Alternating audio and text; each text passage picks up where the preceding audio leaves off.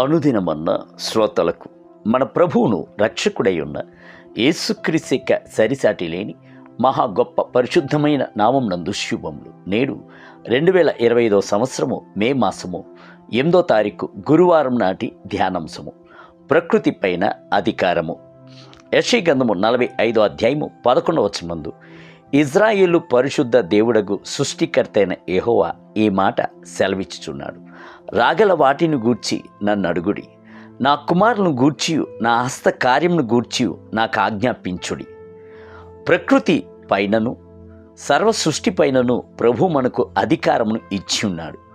మనము ఆజ్ఞాపించవలనని ప్రభు సెలవిచ్చుచున్నాడు. అధికారమును ఆయన ప్రేమతో మనకు ఇచ్చి ఉన్నాడు.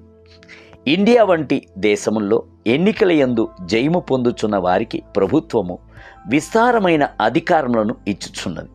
వారు ఆజ్ఞలను జారీ చేయుచున్నారు. పోలీసు రంగము నిర్వహించుచున్నది. ప్రభుత్వ అధికారులందరూ వారికి విధేయత చూపుచున్నారు.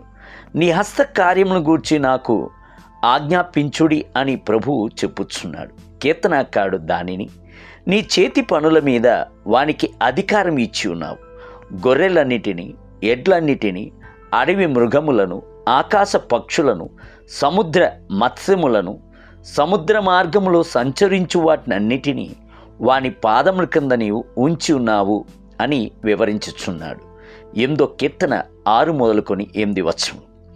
ప్రకృతి పైన ప్రభు అధికారమును ఇచ్చి ఉండుటను ఎరిగి ఉన్న యెహోషువ ఒక దినమున సూర్యునికిని చంద్రునికిని ఆజ్ఞాపించింది. సూర్యుడా, నీవు గిబ్యోనులో నిలువుము, చంద్రుడా, నీవు అయాలోను లోయలో నిలువుము అని చెప్పాను. సూర్యుడు ఆకాశ మధ్యమున నిలిచి ఇంచుమించు ఒకనాడెల్లా అస్తమింప త్వరపడలేదు. యోషువ గ్రంథము 10వ అధ్యాయము 12 మరియు 13 వచనం. షద్రక్, మేషక్, అబేద్నెగో అను వారిని అగ్నిగుండంలో పడవేయవలసిన సమయం వచ్చెను. నెబుకద్నెజరు వారిపై అత్యాగ్రహము నొందినందున అగ్నిగుండమును 7 అంతలు వేడిమిగా చేయించెను. దానియేలు గ్రంథము 3వ అధ్యాయము 19వ వచనం. అయితే ప్రభు యొక్క వాగ్దానము ఏమిటి?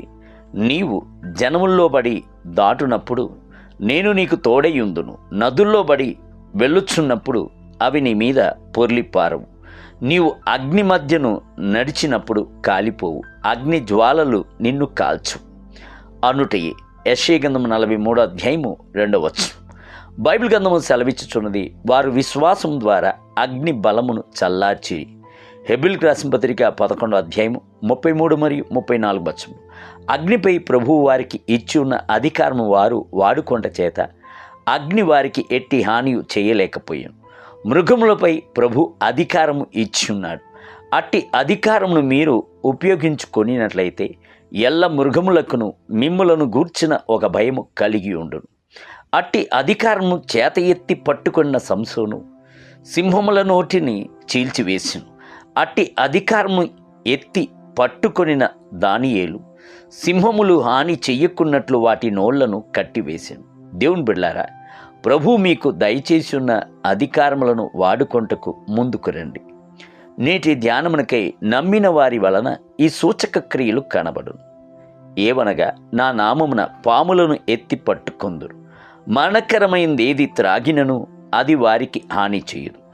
మార్కు వార్త 16వ అధ్యాయము 17 మరియు 18 వచనములు. నేటి వేద పఠనము ఉదయము 2వ రాజుల గ్రంథము 4, 5 మరియు 6 అధ్యాయము. సాయంత్రం లూకాసు వార్త 24వ అధ్యాయము 36 మొదలుకొని 53 వచనములు. ప్రభు మిమ్ములను దీవించునుగాక. ఆమేన్.